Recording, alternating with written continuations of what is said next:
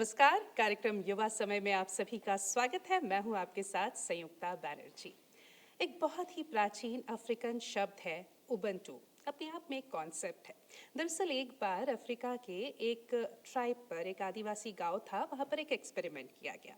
फलों से भरी हुई एक टोकरी रख दी और बच्चों से कहा जो सबसे पहले दौड़ लगा के आएगा उसे पूरी की पूरी टोकरी मिल जाएगी फलों से भरी हुई। बहुत ही गरीब गांव था। जो एक्सपेरिमेंट कर रहे थे उन्हें लग रहा था बच्चे जी जान से दौड़ेंगे और टोकरी हासिल करने की जो रेस है बड़ी दिलचस्प होगी। लेकिन जानते हैं क्या हुआ? सारे बच्चों ने अपने हाथ पकड़े, एक चेन बनाई, एक मानव श्रृंखला बनाई और एक साथ आगे बढ़े और फलों की टोकरी जीती सभी बच्चों ने।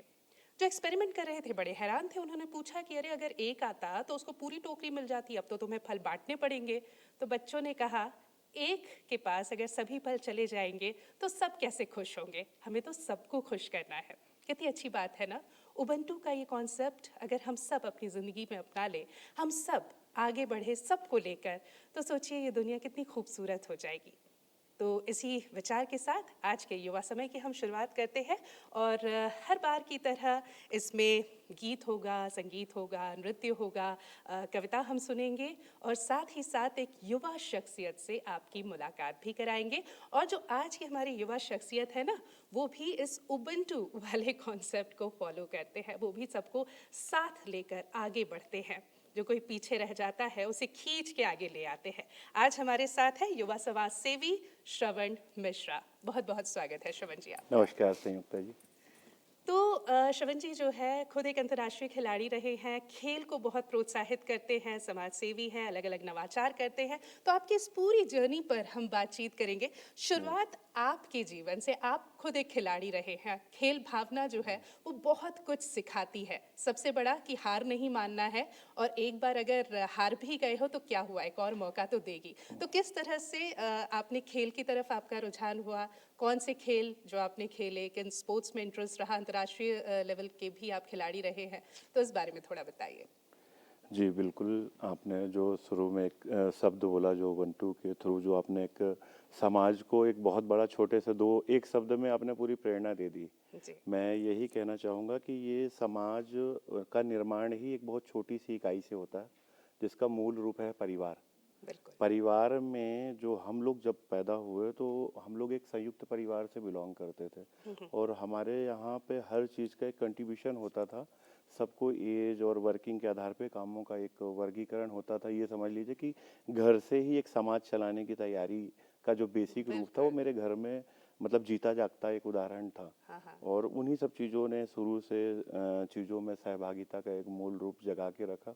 आगे चल के वो एक खिलाड़ी के रूप में, एक समाज में समाज सेवी के रूप में और एक पुलिस ऑफिसर के रूप में, ऐसे करके मतलब हमारी पीढ़ी दर मतलब सीढ़ियों का ही और सीढ़ी हम चढ़ते गए और आज इस मुकाम पे मतलब आ गए कि एक उम्र का बड़ा पड़ाव भी निकल गया। लेकिन समाज में एक ऐसी श्रृंखला बनी विभिन्न आयामों की, जिसमें हमारा सामाजिक में प्रकृति से लगाव भी और जीव के लिए करने का एक जो जज्बा, मादा, ये सभी चीज़ें खिलाड़ियों के लिए जो चीज़ें हमने मिस करी अपने समय पे, हाँ। वो कोशिश की कि इस मुकाम पे आने के बाद कि हमने जो मिस करी है वो आने वाली पौध ना मिस करे। तो उनको उन चीज़ों से जोड़ के रखना, उनको ग्राउंड से कनेक्ट करना, योग्यता अनुसार उनके लिए हमने जो भी इवेंट थे उसको एक पंचायत लेवल से लेके प्रदेश लेवल तक कार्य योजना का एक रूप देना, टैलेंट सर्च करना।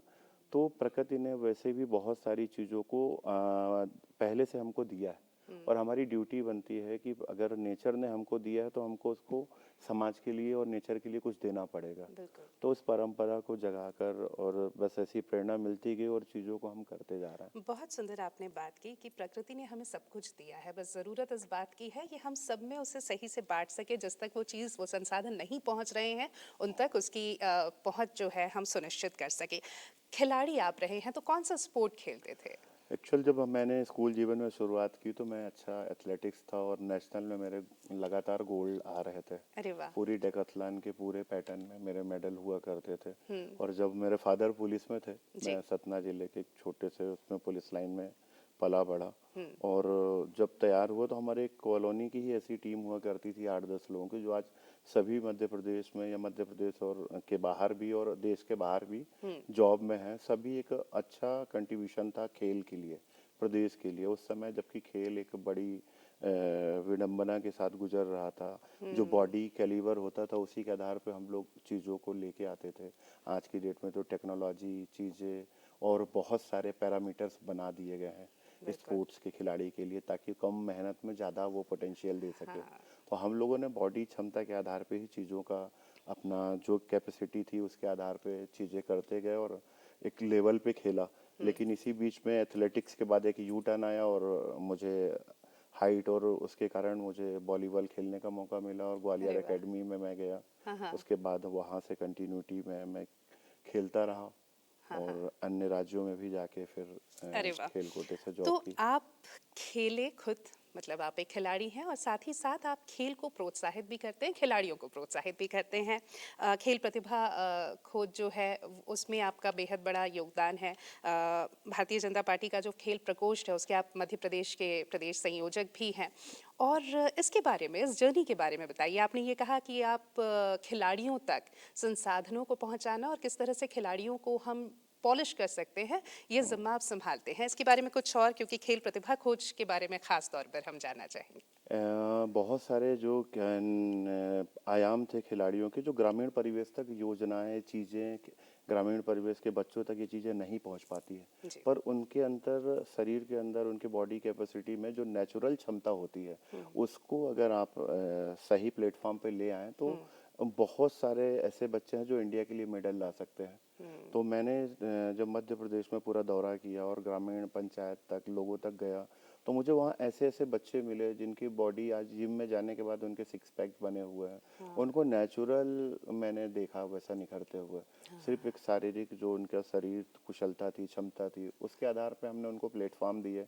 और जो हमारे परंपरागत गेम थे, चाहे वो कुश्ती हो, कबड्डी हो, वॉलीबॉल हो, रस्साकशी हो, एथलेटिक्स के पूरे इवेंट हो, तीरंदाजी हो, फिर उसी आधार पे हमने टैलेंट सर्च एक अभियान की शुरुआत कराई जो प्रदेश के बहुत नीचे लेवल तक गए और उसमें उनकी क्षमता अनुसार उन बच्चों को उनके इवेंट की तरफ लेके गए। अच्छा। और उसी का एक परिणाम रहा कि मध्य प्रदेश में करीब 71,000 बच्चे टैलेंट सर्च के माध्यम से हम एक डाटाबेस तैयार किया जिसमें अच्छे तीरंदाज, अच्छे तैराक, नर्मदा की गोद में जो पला बड़ा है वो मतलब बहुत अच्छे तैराक हैं। उनको सिर्फ जरूरत है एक सही दिशा निर्देश की, क्योंकि जो कैपेसिटी एक स्विमिंग पूल में तैरने वाला बच्चा और नर्मदा मैया की उल्टी धार में तैरने वाला बच्चा, तो उसका पोटेंशियल का अंदाजा नहीं लगाया जा सकता। बिल्कुल। सिर्फ जरूरत है उनको निखारने की, एक सही कोच की, एक सही मार्गदर्शक की। ऐसे तीरंदाजी हमारे जनजाति भाइयों का ये परंपरागत खेल है उनका, जो जिसका नेचर है, मूल स्वभाव है, वो उसमें अगर थोड़ा सा भी हम उसको एफर्ट डाल दें तो उसमें वो एक प्रदेश का, अपने परिवार का, अंतर्राष्ट्रीय स्तर पे नाम रोशन कर सकता है। तो कोशिश थी कि उसकी योग्यता अनुसार, उसकी शारीरिक, उसकी बौद्धिक क्षमता अनुसार उनको खेल और स्थान प्रोवाइड कराना, ताकि वो अपनी चीज़ों को कम समय में समाज के लिए दे सकें। बिल्कुल। और जिस तरह से आपने तैराकी की बात की, वाकई हमें ये लगता है कि इस तरह से अच्छे टैलेंट जो है सामने आएंगे। ओलंपिक्स में अभी भी सूखा है भारत के लिए स्विमिंग में, तो स्विमिंग में शायद आने वाले समय में हम ओलंपिक में भी मेडल लेकर आएंगे। अच्छा, जब भी हम सामाजिक सरोकार की बात करते हैं तो लोगों को लगता है कि गरीबों को खाना खिलाना या जो बच्चे हैं जो फुटपाथ पर हैं उन्हें कपड़े दे देना, कंबल दे देना, यही सामाजिक सरोकार है। लेकिन जिस तरह से हम आपसे बात कर रहे हैं, समझ में आ रहा है कि कितना बड़ा दायरा है कि खिलाड़ी जो है उनके टैलेंट को समझना और उन्हें उस खेल में और ज़्यादा तराशना, ये भी अपने आप में एक बहुत बड़ा सामाजिक सरोकार है। और इसी को मैं जोड़ना चाहूँगी संसद ट्रॉफी, सांसद ट्रॉफी, विधायक ट्रॉफी, महापौर ट्रॉफी, ये भी इसमें भी आपका काफ़ी बड़ा योगदान रहा है। इसके बारे में थोड़ा बताइए। एक्चुअल एक माध्यम चाहिए था प्लेटफॉर्म देने का, और एक सामाजिक कार्यकर्ता या सामाजिक नेता होने के नाते उनका नैतिक दायित्व भी था कि इस ऐसी योजना के द्वारा हम लोगों से कनेक्ट हो और उनकी मानसिकता और उनके कैलिबर को जाने और उनको प्लेटफॉर्म दें। सबसे सरल और सबसे सुलभ काम है कि खेलों के माध्यम से कम समय में आप ज़्यादा लोकप्रिय, ज़्यादा तेज़ी से नीचे तक जा सकते हैं, ग्रास रूट लेवल तक जा सकते हैं। बिल्कुल। इसलिए ऐसा प्रयास किया कि इस तरह की ट्रॉफी का इजाद किया जाए और लोगों को उसकी ड्यूटी उनके नाम से दी जाए, ताकि उसकी रिस्पॉन्सिबिलिटी तय रहती है और व्यक्ति उसको ज़्यादा पोटेंशियल के साथ, हाँ। चूँकि उसको लगता है कि ये काम हम कर रहे हैं, हुँ, जब हम करते हैं ना तो काम बड़ा होता है। हुँ। तो उसी कार्य योजना के तहत ये सब चीज़ें चल रही थी। जैसे क्रिकेट में हम लोग जब सीके नायडू खेल रहे थे, हुँ, तो उस समय ऐसा था कि एक एक डिवीजन से 4-4 5-5 लड़के कंटिन्यू खेल रहे थे। तो हमको आपस में पता था सबका रिदम क्या है, कैसा हाँ। क्या है, तो मैशअप होना एक आसानी से, हुँ, एक हमारी कार्य योजना में बहुत जल्दी ग्रुप बन जाता था और हम अपने परफॉर्मेंस को नीचे तक अच्छे लेवल तक लेके जाते थे। हुँ। तो सामाजिक सरोकार का जो आपने एक मूल मंत्र बोला, उसमें सबसे बड़ा ये है कि समाज में कंट्रीब्यूशन देना, भोजन कराना। एक मतलब हम कहेंगे ठीक है, उस समय उसकी नीड थी, आपने भोजन दे दिया, क्या उससे उसकी हमारी ड्यूटी खत्म हो गई? हम उनको आत्मनिर्भर बनाएं, उनको योग्य बनाएं और श्रम का सम्मान हो। हाँ, क्योंकि भोजन देने से भी बहुत सारी ऐसी चीज़ें हो जाती कि वैकल्पिक व्यवस्था के माध्यम से लोग क्या करते हैं, उसको अपना एक वो मान लेते हैं। हाँ, मेरा ऐसा मानना है कि उनको आप आत्मनिर्भर करें, उनको कौशल बिल्कुल। पारंगत करें और हाँ, उनको खुद अर्न करना सिखाएं। वाह! जब वो अर्न करेगा, बर्न करेगा, तो उसकी वर्थ वैल्यू उसको पता होगी। हुँ, और नहीं तो फिर वो कहते हैं कि जिसके पैर में बेवाई नहीं फटी हो, तो उसको उसकी पीड़ा नहीं समझ में आती। सही बात बाकी है। कोई मानसिक और इस टाइप की बहुत सारी मतलब विक्षिप्त लोग मिल जाते हैं हमें, हाँ, तो हाँ। उनको हम संबंधित स्थान पे उनके लिए पूरी व्यवस्था कोशिश करते हैं। हुँ, कोशिश करते हैं कि उनको अगर कुछ मेंटल इश्यूज हैं तो हम हुँ, उनको ठीक करें। जितना मुझे जो न्यूरोलॉजी का पता है, जितना हुँ, हुँ, मेंटल हुँ। एंजाइटी संबंधी चीज़ों का नॉलेज है, तो कोशिश करते हैं काउंसलिंग करके। अगर वो नहीं होता है तो फिर किसी न किसी हम संस्था के माध्यम से उनको जोड़ते हैं और उनकी इलाज की सुविधा करते हैं। वाह! क्योंकि मैंने देखा है कि प्रकृति में एक बहुत छोटा सा उदाहरण है, मैं बीच में शायद बात को मतलब कंटिन्यू कर रहा हूँ, हाँ, कि आपने कोविड में देखा होगा, इतना बड़ा पैंडेमिक था, लेकिन हाँ, हम पूरे भारत में एक भी जनजातीय भाई, एक भी कोई भिखारी, एक भी पागल रोड में बैठे वाला फुटपाथिया, उसकी कहीं डेथ रेशियो नहीं है। हुँ, मुझे नहीं लगता है कि डब्ल्यूएचओ के पास भी ऐसा कोई रिकॉर्ड होगा। हुँ, तो क्यों ऐसा था? ये एक सोचने की बात है कि मानसिक रूप से मजबूत व्यक्ति, जिसकी इम्यूनिटी सिस्टम, मतलब कि प्रकृति से जुड़ा हुआ व्यक्ति की कहीं भी कैजुअलिटी नहीं हुई, हुँ, वही व्यक्ति इसमें जो है लॉस हुए हैं, जिनको प्रकृति से कहीं ना कहीं दूरियां थी, बिल्कुल। नेचर से उनका कनेक्टिविटी कम थी, उनको एंजाइटी थी या बहुत ज़्यादा ऑटोबॉल सिंड्रोम था, हुँ। ओवर थिंकिंग थी, वो ज़्यादा कोलैप्स हुए हैं इसमें। हाँ, हाँ। बहुत अच्छी बात आपने कही और वाक़ई में कोविड पैंडेमिक वो समय था जब हमें लगा कि नेचर से, प्रकृति से हम जितने जुड़े रहेंगे, उतने तंदुरुस्त रहेंगे, उतने स्वस्थ रहेंगे। जानवरों को लेकर भी आपका एक अलग ही जुड़ाव है, कई गौशालाओं की स्थापना भी आपने की है।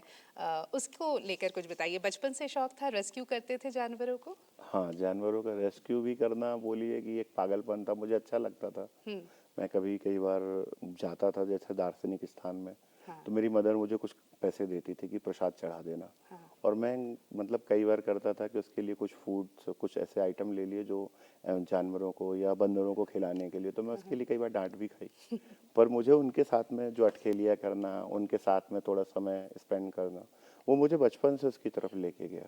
हुँ, और एक 1992 में एक ऐसा बहुत, उस समय राजीव गांधी के समय एक बहुत बड़ी आंधी आई थी पूरे भारत में। उसका आज भी मुझे याद है, उस समय बहुत सारे जो पक्षी थे आंधी तूफान में, वो लाखों करोड़ों पक्षी मेरे सामने मरे डले थे सुबह। हुँ, उनमें से कई पक्षी मिट्ठू ऐसे थे जो मतलब जिनकी स्थिति ऐसी थी कि वो मरनासन थे। तो मैं ना चाहते हुए घर वालों की बिना मर्जी के भी मैं घर में ले आया बहुत सारे। हुँ, कुछ ठीक हुए, कुछ चले गए, उसके बाद बहुत रोया, बहुत चीज़ें रहीं, फिर भी बात आई गई हो गई। पर मन में कहीं ना कहीं कर सकता कि जब भी भगवान ऐसा अवसर या ऐसा सक्षम बनाएगा, चाहे वो आर्थिक हो, सामाजिक हो, व्यापारिक हो, तो मैं इनके लिए कुछ ना कुछ कंट्रीब्यूशन करूँगा। तो फिर ऐसे धीरे धीरे कुछ योजनाएं चालू हुई और उसके माध्यम से हम लोगों ने कंट्रीब्यूशन करके ऐसे पॉकेट बनाते चले गए। और ऐसे ही गौशाला डॉग्स के लिए, ऐसे ही पैरट्स और बर्ड्स के लिए हमने हुँ, हुँ, चीज़ें खड़ी की। और उसका एक अभी रिसेंटली चालू हुआ 2-3 दिन पहले एक नीलवढ़ में, हुँ, जो हुँ। 4 एकड़ में गौशाला है, उसमें डॉग्स के लिए भी है, स्ट्रीट के जितने भी परेशान या समझिए कि उससे जो भी तकलीफ में हैं जानवर या बर्ड्स हैं, उनके लिए हमने एक उनका घर बनाया है। अरे वाह! बहुत अच्छी बातचीत आपसे हो रही है श्रवण जी, और इस बातचीत के सिलसिले को हम आगे भी जारी रखेंगे। लेकिन अभी वक्त हो चला है हमारे सेगमेंट मिले सुर का, जिसमें विकास सिरमौरिया जी तैयार है कुछ बेहद खूबसूरत नगमे हमारे लिए लेकर।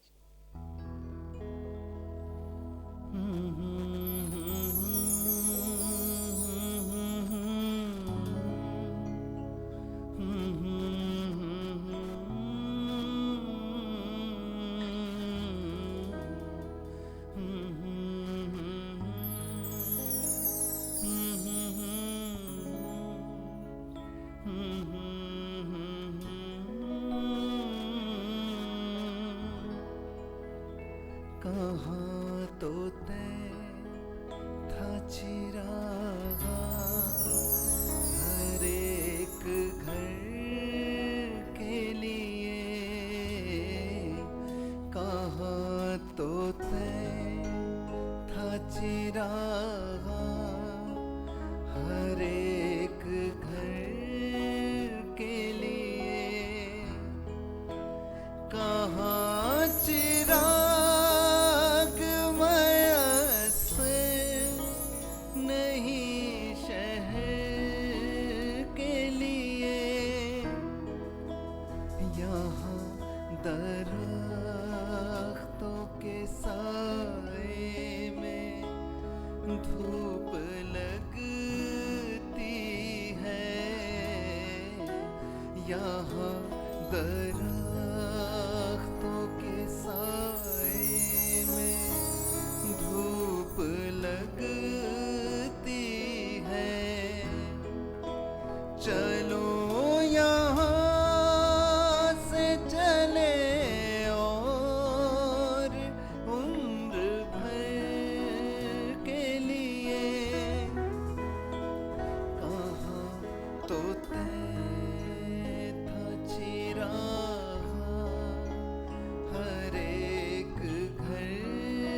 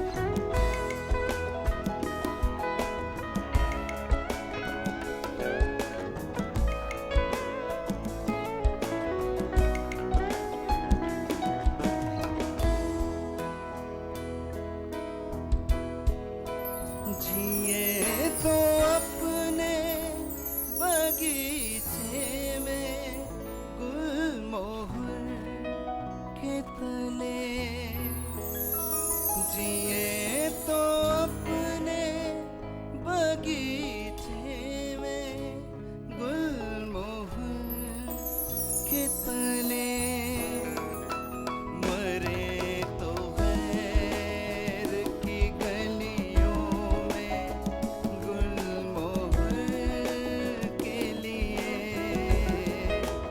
मरे तो गैर की गलियों में गुलमोहर के लिए, कहाँ तोते था चिरागा हर एक घर के लिए, कहाँ तोते था चिरागा हर एक घर के लिए,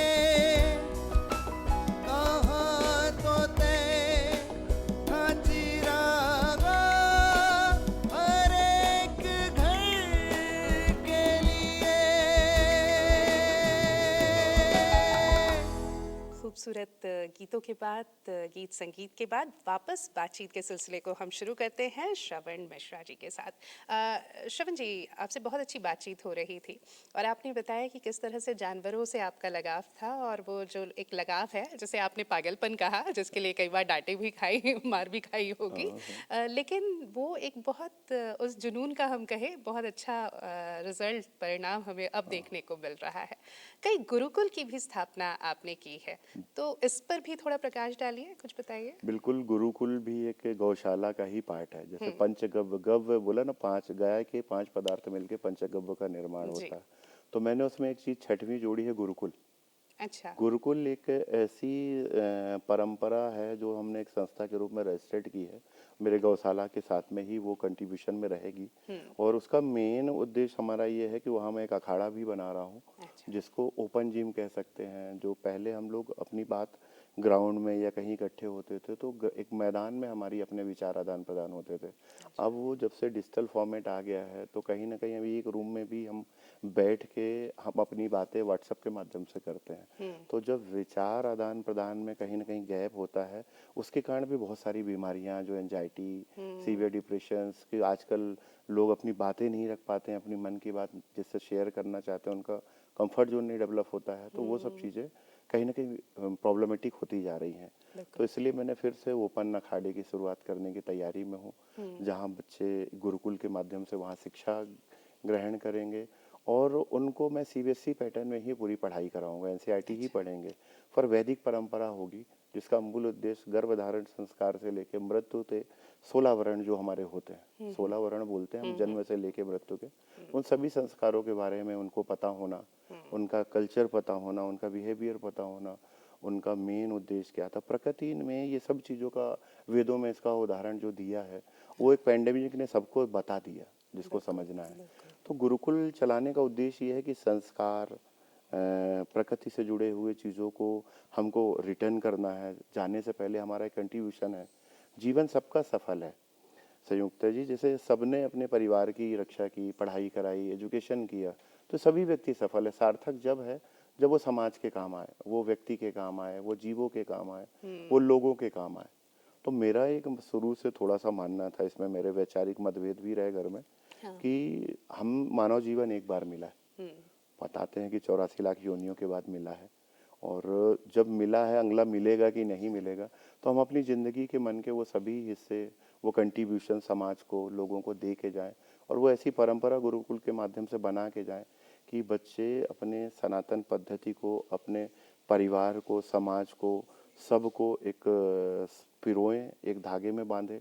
और जैसे वैदिक कल्चर पहले चल रहा था, जिसका आपने देखा होगा कि हजारों साल पहले का प्रमाण आज भी है हमारे पास, बहुत सारे धर्मों का एक उल्लेख है, सबकी कहीं ना कहीं से जर्नी है, लेकिन सनातन की कोई जर्नी का किसी के पास एक पैरामीटर नहीं है कि कितने साल पहले चालू हुआ था और पर्टिकुलर कहाँ से चालू हुआ था।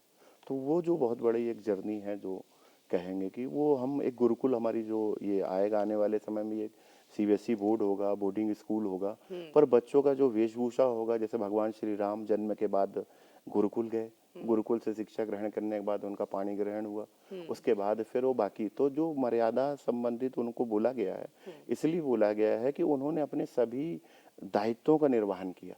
जन्म से लेके आखिरी के पूरे वर्णों को उन्होंने बारी बारी से पालन किया, मर्यादित रहे, मतलब किसी भी चीजों को मर्यादा से बाहर नहीं गए।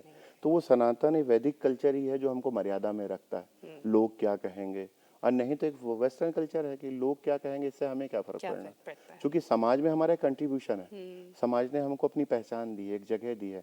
मैं यहाँ आपके पास बैठा हूँ, अगर समाज में हमारा जुड़ाव नहीं होता तो हो सकता है कि मैं आपके पास तक या नहीं पहुंच पाता, या आप हम तक नहीं पहुंच पाते। तो एक ये निमित्त व्यवस्था थी जो एक समाज ने, एक एक कार्य करने की योजना ने, कार्य करने की मन में एक ललक ने मुझे यहाँ तक आपके सामने बिठाया। बहुत अच्छी बात आप कर रहे हैं श्रवण जी, और जैसा आपने कहा ना कि हम सब अपने जीवन में सफल हैं एक तरह से, लेकिन सार्थक तभी होंगे जब हम समाज को कुछ दे पाएंगे, समाज के लिए कुछ कर पाएंगे। तो आप जो कर रहे हैं उसमें लोग आपके पास आते हैं, किस तरह से आते हैं, खासकर वो जिन्हें हम कहें कि लाभार्थी, जिन तक वो नहीं पहुंच पा रहा हो, चाहे वो खिलाड़ी हो जिनमें टैलेंट है लेकिन संसाधन शायद नहीं है, या कोचिंग शायद नहीं है, या वो बच्चे जो, या वो अभिभावक भी जो अपने बच्चों को आप तक पहुंचाना चाहते हैं। तो तमाम जो बातें आपने की है, गुरुकुल का जो पूरा एक कॉन्सेप्ट है उस तक अगर पहुंचना चाहते हैं तो किस तरह से वो आप तक पहुंचते हैं या आप उन तक पहुंचते हैं? कई बार ऐसा होता है कि हमारे बीच की कड़ियाँ हैं, जो हमारे बीच में जुड़े हुए एक चैनल हैं, ये लोग हैं, वो हमें पहुंचा देते हैं। नहीं तो हमारी इंस्टा आईडी है, फिर जो मैंने खेलों की नीचे कार्य योजना लेके गया, और उसमें सबसे बड़ी बात ये रही कि जो हमारे बीच का एक मेडिएटर पार्ट था कि जब हमने कार्य योजना लॉन्च की, लोगों तक हम लेकर पहुंचे, तो जो खेलने की जिसको ललक है या जिसको भूख लगी है, ये बोलते हैं जिसको कि प्यासा पानी के पास जाता है, तो वो अपने आप एक दूसरे को ढूंढते हुए पहुंच जाते हैं।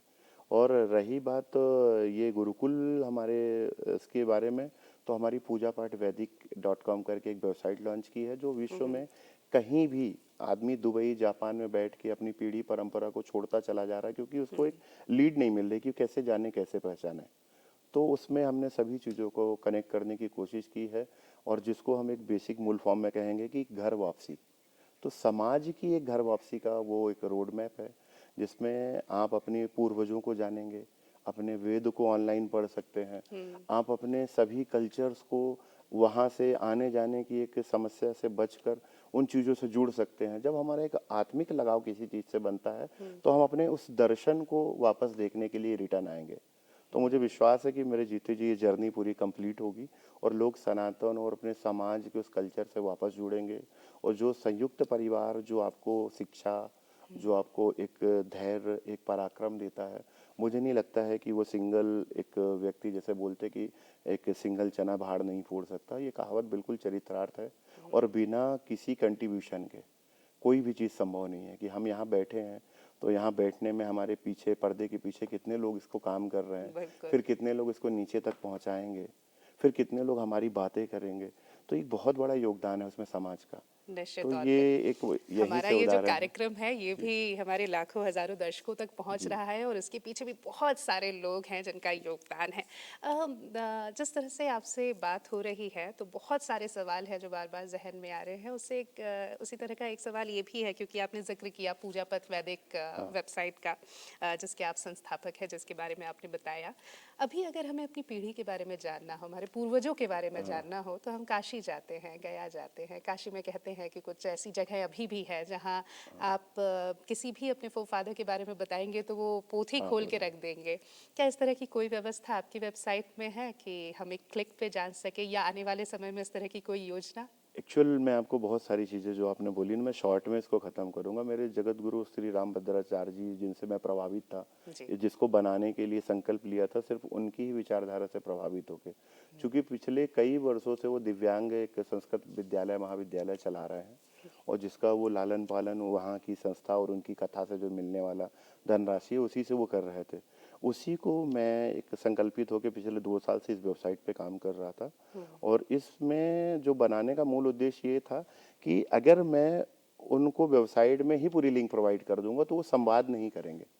जब संवाद नहीं करेंगे तो उनका आत्मिक कनेक्शन नहीं बैठेगा। तो बिल्कुल। मैंने उनकी पीढ़ियों का रिकॉर्ड, एक कंट्रीब्यूशन, उनको एक वक्तव्य और उसके माध्यम से उनको उपलब्ध कराना है। पर वो चैट के माध्यम से करा देंगे तो उनका काम खत्म हो गया, और वो निकाल के सोशल मीडिया और उसमें दे देंगे, हाँ। और उनका मर्म और जो उनका ममत्व है ना वो उसमें नहीं दिखेगा।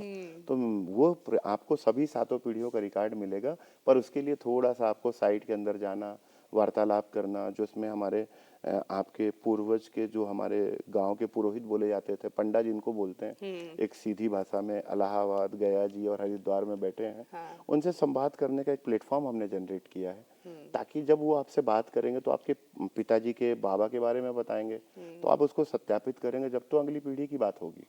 तो बात करने से आपके परिवार, आपके निशान, आपके गोत्र, आपका कल्चर, ये सभी चीज़ों से जुड़ने का मौका मिलेगा, और जो मिलेगा तो फिर वो वापस दर्शन के लिए आएगा।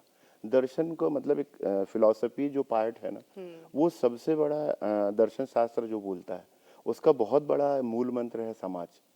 और ये जो हमारे समाज के छोटे छोटे पार्ट थे, ये सभी चीजें एक दर्शन शास्त्र का बहुत बड़ा हिस्सा है। तो लोग जब उससे कब दिली लगाव बनेगा, जब संवाद होगा। बहुत अच्छी बात आपने कही। आज ही मैं कहीं ये पढ़ रही थी, एक सेलिब्रिटी हैं बहुत बड़े, उनके बारे में कि वो अपनी नानी से कभी नहीं मिले। जब वो पैदा हो गए उससे पहले नानी गुजर गई थी, लेकिन एक दिन जब वो बहुत बड़े सेलिब्रिटी बन चुके थे, एक बहुत बड़ा शो किया, उसके बाद चूंकि अकेले थे, परिवार की याद आ रही थी, बहुत उदास थे, तो उनको ऐसा महसूस हुआ कि उनकी नानी उनके पास है, उनका स्पर्श वो पा रहे थे, इस तरह उन्हें लगा। उन्होंने अपनी माँ को तुरंत फ़ोन किया और अपनी नानी के बारे में पूछा, वो कैसी थी, क्या करती थी, क्या बोलती थी। तो वो जो आपने कहा ना कि एक भावनात्मक जुड़ाव बहुत ज़रूरी है। क्लिक के माध्यम से अगर सब कुछ ही पता चल जाए तो वाकई में उसमें वो बात नहीं होगी। अच्छा, कलाकारों के लिए भी क्या कोई योजना है, कुछ है जो आप कर रहे हैं? खिलाड़ियों के लिए और दूसरे तमाम लोगों के लिए तो आप बहुत कुछ कर रहे हैं, क्योंकि कला भी कई बार ऐसा है कि लोगों में बहुत टैलेंट है, कलाकार है अलग अलग विधा के, लेकिन सामने नहीं आ पाते। एक्चुअल इनके लिए भी बहुत सारी योजनाएं सरकार के माध्यम से भी और बहुत सारे इंस्टीट्यूट चल रहे हैं। बस बशर्ते ये है कि उसको सही समय पे सही व्यक्ति क्लिक करे तो उस माध्यम तक पहुंच जाएगा।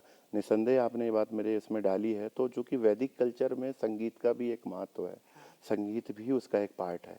तो हमारे यहाँ जब संगीत का विद्यालय चालू होगा, अभी गुरुकुल में हमारे यहाँ बच्चे वैदिक चार्य सीख रहे हैं। ऐसे 70-80 बच्चे हैं जो पूरे भारत से यहाँ पे रहते हैं, और वो अपना पूरा आचार विद्या पूरी सीख रहे हैं, वैदिक विद्या सीख रहे हैं। और उनका एक हम साल में बड़ा एक टूर्नामेंट कराते हैं, जिसको पूरे विश्व में लोगों ने देखा है, जो अपने वो कुर्ता पर्दनी के वैसिक परिधान में रहते हैं, और संस्कृत में ही उसका वाचन होता है। तो हर साल उसका एक नेशनल कमेंट्री भी संस्कृत में होती है उसकी। तो वो हम लोगों ने शुरुआत करी, अब उसका रूप बड़ा होता जा रहा है, और बहुत सारे महाविद्यालय जुड़ते जा रहे हैं। तो उसमें बहुत सारे लोग संगीत में रुचि, जैसे अब कोई रामायण, कोई भगवत गीता, आने वाले समय में भगवताचार्य बनेगा, कोई राम कथावाचक बनेगा, कोई वेद पढ़ाने वाला बनेगा।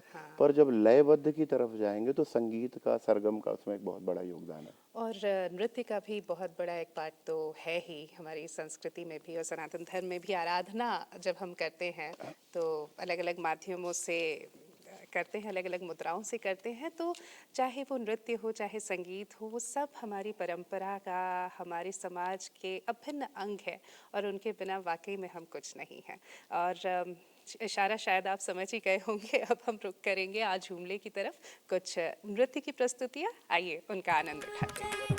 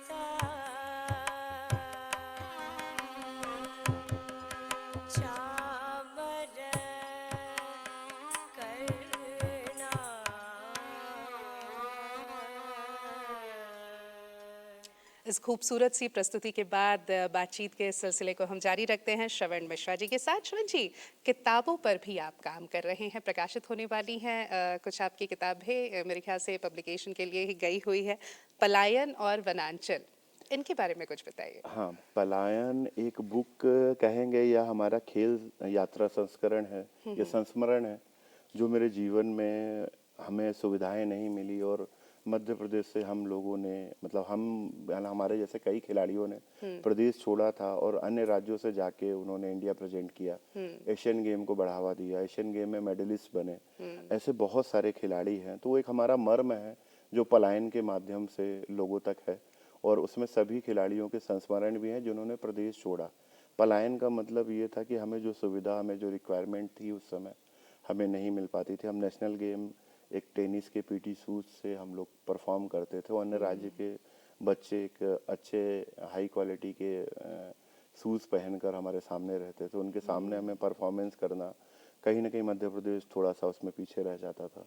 तो टेक्नोलॉजी और सुविधाएं और इक्विपमेंट्स, ये तीनों चीज़ें जब मिलती हैं तो एक अच्छे खिलाड़ी का निर्माण होता है। तो हम लोगों ने एक विपरीत समय पे जब मतलब उस समय खेलों को दिशा दिया, तो कहीं ना कहीं मन में एक भाव ऐसा हुआ कि खेल की जगह रोटी के लिए भगना पड़ा, तो मर्म रह गया था, जिससे हम लोगों ने मध्य प्रदेश से बाहर में निकल के गया, अन्य राज्यों में काम किया। और जब उसमें हमारे समय का जो दर था, उस समय लोग खेलते रहे कंटिन्यू अन्य राज्यों से और वो कंटिन्यू हमसे आगे निकल गए, तो वो मर्म था उसमें। तो पलायन जो बुक है वो एक सभी खिलाड़ियों के लिए प्रेरणादायी बुक है, जिसमें एक मध्य प्रदेश के उस समय का कार्यकाल जो 90 का दशक था, बहुत ही खराब स्थितियों में था। हम तक योजनाएं नहीं पहुंच पाती थी, या हो सकता है कि हम तक नहीं, हम ही नहीं पहुंच पा रहे हों, लेकिन ऐसी कोई जागरूकता कैंपेनिंग नहीं थी। फॉर्मेलिटीज़ के लिए सिलेक्शन हो जाते थे और सिलेक्शन हो जाने के बाद जब वहाँ पहुँचते थे तो कई बार नाम नहीं मिलता था, यहाँ से एमपी प्रेजेंट करने जा रहे हैं, वहाँ स्टैंड बाई में है। तो वो सब चीज़ें मन में थी, जिसके कारण मैं मध्य प्रदेश से, और मेरे साथ के कई खिलाड़ी, मेरे सीनियर खिलाड़ी भी मध्य प्रदेश छोड़ के गए और अन्य राज्यों में उनको प्रमोशंस मिले।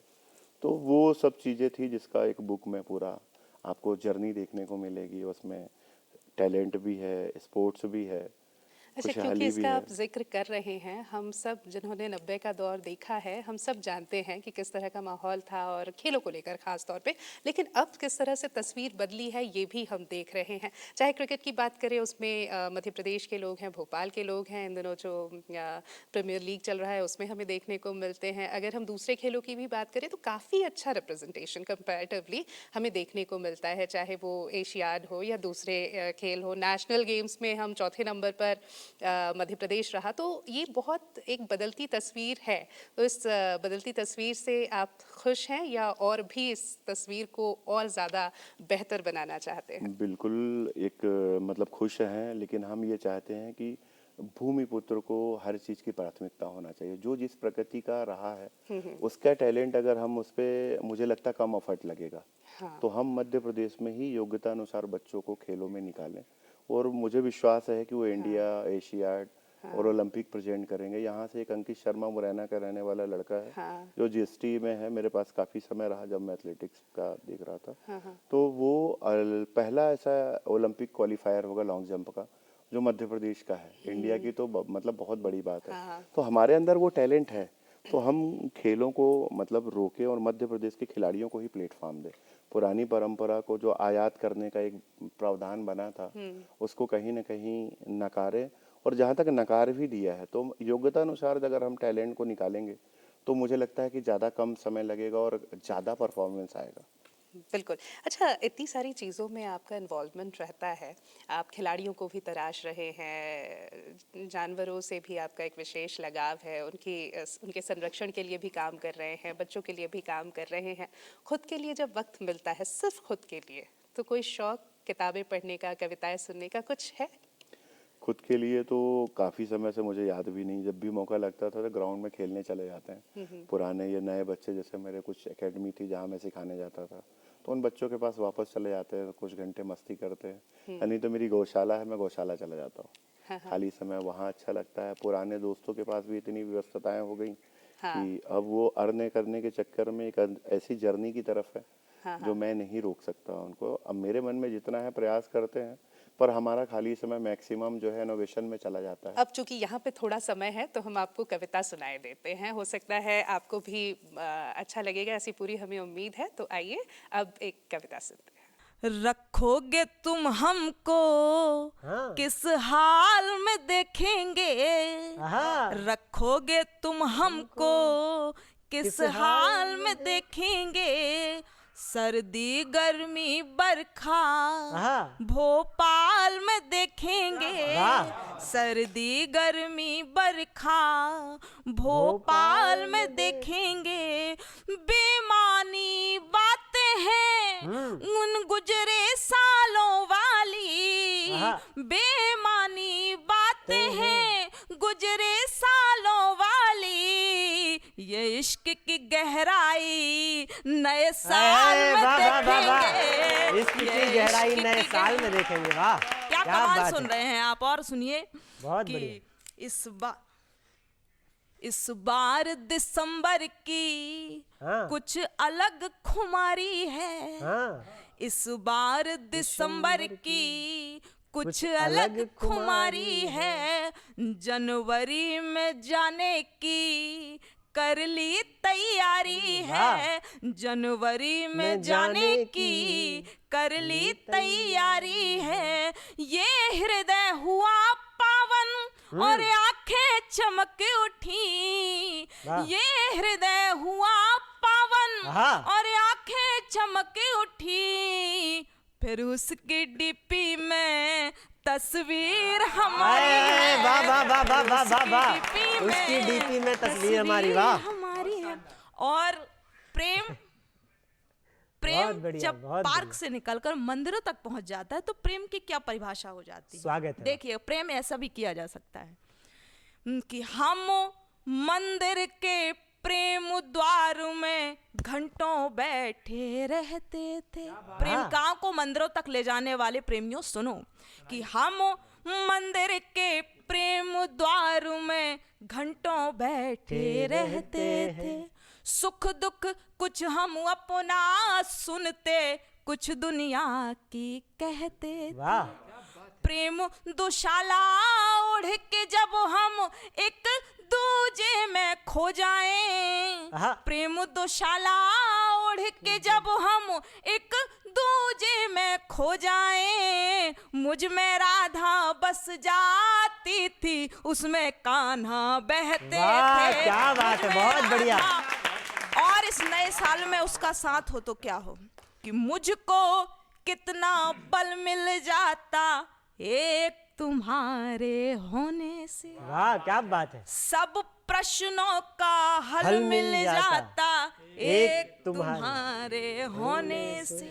और वर्तमान कितना भी चाहे रूठा रूठा हो मुझसे, वर्तमान कितना भी चाहे रूठा रूठा हो मुझसे, मुझको स्वर्णिम कल मिल जाता एक तुम्हारे होने से। क्या बात है। श्रवण मिश्रा जी से हम बातचीत कर रहे हैं और ये भी हमने सुना है श्रवण जी कि आप जो झुग्गी बस्ती है वहाँ के बच्चों तक किताबें कॉपियाँ पहुँचाते हैं, उनको स्टेशनरी का सामान मुहैया कराते हैं, इसके बारे में भी कुछ बताइए। अब ये मैंने आज तक कभी ऐसा मतलब कोई फेसबुक इस टाइप का कोई ट्रेंडिंग मैंने किया नहीं। मन के भाव रहते हैं कि जो मेरे लिए कहीं ना कहीं गैप थे, मेरी ज़रूरतें किसी ने पूरी की, वही परंपरा में कंटिन्यूटी में बनाए हुए हूँ कि भगवान ने बोला ना कि एक प्रकृति में हमें रिटर्न गिफ्ट है, जो हम देते हैं ये जिसने हमें दिया है तो हमें भी किसी न किसी को लौटाना है, तो उसी परंपरा को कंटिन्यूटी पे करके रखे हुए हैं। अच्छा, कितने लोग हैं जो आपके साथ हैं, जो पूरी मुहिम है आपकी, पूरी दिनचर्या उसमें कितनी टीम है? टीम तो काफी बड़ी हो गई है, मुझे भी नहीं पता। पूरे मध्य प्रदेश में? मध्य प्रदेश के बाहर भी है। अरे वाह। एक गायों के गले में मैं रेडियम मेट लगा रहा हूँ पिछले 22 सालों से। हाँ। और आप रोड में बैठे जो स्ट्रीट एनिमल्स है ना, जो कैजुअलिटी होती है उसके कारण गौवंश का भी नुकसान होता है और कई परिवार काल कलवित हो गए। तो वो मैं 20 साल से ऊपर हो गया, मुझे 4 लाख रेडियम बेल्ट मैंने लोगों तक पहुंचाए हैं और रोड में बैठे स्ट्रीट गायों को, जो बड़े नंदी थे उनको लगाया है और उनके संवर्धन के लिए भी काम कर रहे हैं। तो ये बड़ा मुहिम थी।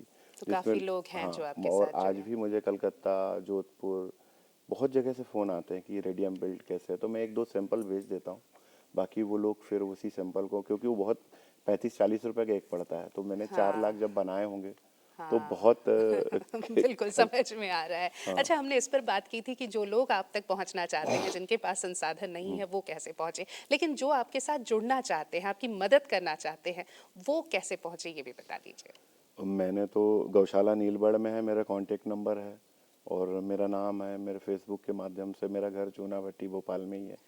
मैक्सिमम टाइम प्रवास रहता है, लेकिन कोई ना कोई संपर्क हो जाएगा। ये सोशल मीडिया का मुझे लगता है ये एक बड़ा अच्छा वो है। हाँ, संपर्क करने का माध्यम है, लेकिन इसमें जब तक कंटिन्यूटी नहीं होती तो एक जो हम जिसको बोलते हैं कि रिपीट होना, रिपीटेशन होना, वो कोई हेल्पलाइन रिपीटेशन। नंबर या कोई नंबर जो यहाँ बताना चाहें हमारे दर्शकों को? मेरा 70,59544 ये मेरा कांटेक्ट नंबर है। बाकी श्रवण मिश्रा भोपाल के नाम से मेरी आईडी है। अच्छा, कोई उसमें बड़ा मैसेज मैं रिटर्न लक्ष्य? करता हूँ। अच्छा, कोई बड़ा लक्ष्य, इसके अलावा बहुत कुछ आप कर रहे हैं, कोई ऐसी बात जो आपके मन में है कि ये भी करना है और बहुत जल्द अभी करना गौ है? संवर्धन में मैं काम कर रहा हूँ, नस्ल सुधार पे मेरा काम चल रहा है। गायों को जो किसान ने क्या रोड पे छोड़ दिया, जो कि उसका एक ही मूल मंत्र है कि दूध नहीं देती है तो हमारे काम की नहीं है। तो जो मैंने पंचगव्य की बात कही, जिसमें 6वां गुरुकुल को मैंने जोड़ा, तो वो मेरा लगातार है कि प्रदेश में ऐसी खुद स्वनिर्मित गौशालाएं बनाना, और ये ऐसी गौशाला शहडोल में बना दी हमने, अच्छा, जो इस हमारे पर खुद के आप काम कंट्रीब्यूशन से है, कर और ये चल रही है। मिलिट्स पे मेरे काम है, मिलिट्स के मैं कुकीज़ बनाता हूँ, जो out of India per day का 20-25 केजी का अरे वाह। वो है, डिस्ट्रीब्यूशन है, जिसमें ज्वार, बाजरा, रागी, जौ ऐसे मोटे अनाज है जिनकी हम कुकीज़ बनाते हैं विदाउट किसी भी फ्रेगमेंटेशन के, कुछ भी उसमें वो नहीं यूज़ करते इस हैं, पर सिर्फ भी गाय आपका का काफी घी। अच्छा काम चल और रहा है। अच्छा है, लोग पूछते हैं, क्योंकि आज की डेट में बच्चे जो मोटे अनाज नहीं यूज़ करते तो हैवी वेट हो रहे हैं, हार्मोनल डिसीज़ हो रहे हैं, तो वो फाइबर वगैरह ज़्यादा उसमें मिलता है। 2 बिस्किट से उनकी एनर्जी बनी रहती है। तो श्रवण जी, जो युवा हमारे दर्शक हैं, उनको क्या संदेश, कम शब्दों में क्या आप कहना चाहेंगे? मैं तो यही कहूँगा कि भाई आज भी खेलोगे कूदोगे तो बनोगे जो नवाब, जो बोला गया है। तो मुझे ऐसा लगता है कि वापस आना चाहिए। आप खेलों से जुड़िए, ग्राउंड से जुड़िए, घर में कुछ समय, कुछ घंटे मोबाइल और ये डिजिटल दुनिया से थोड़ा सा दूर रहें, ताकि आपका मानसिक स्वास्थ्य, शारीरिक विकास, ये सभी चीज़ें बने। और घर में ज़रूर आप 1 घंटे अपने माता पिता के पास ज़रूर रहें, वाह। और कोशिश करें कि आप अपने आसपास कोई ज़रूरतमंद है तो उसको एक जो आपसे मदद बन पड़े, चाहे वो किताब की हो, चाहे उसको पढ़ाई कराने की हो, बिल्कुल, जो वो आपके अंदर जरूर क्षमता करें। है, आर्थिक, मानसिक, वो आप समाज को जरूर दें। बहुत अच्छी बातचीत श्रवण जी आपसे हुई और काफ़ी प्रेरणादायक आपका ये पूरा सफ़र रहा है, और हम पूरी उम्मीद करते हैं कि बहुत कुछ आपसे सीखने और समझने को हम सबको मिला है, जिससे हम कहीं ना कहीं जिस तरह से आपने कहा ना, उबंटू वाला वही कॉन्सेप्ट, कि हम भी इस समाज को ज़रूर कुछ ना कुछ देंगे जब भी मौका मिलेगा। आज के लिए युवा समय में बस इतना ही, इजाज़त दीजिए, नमस्कार।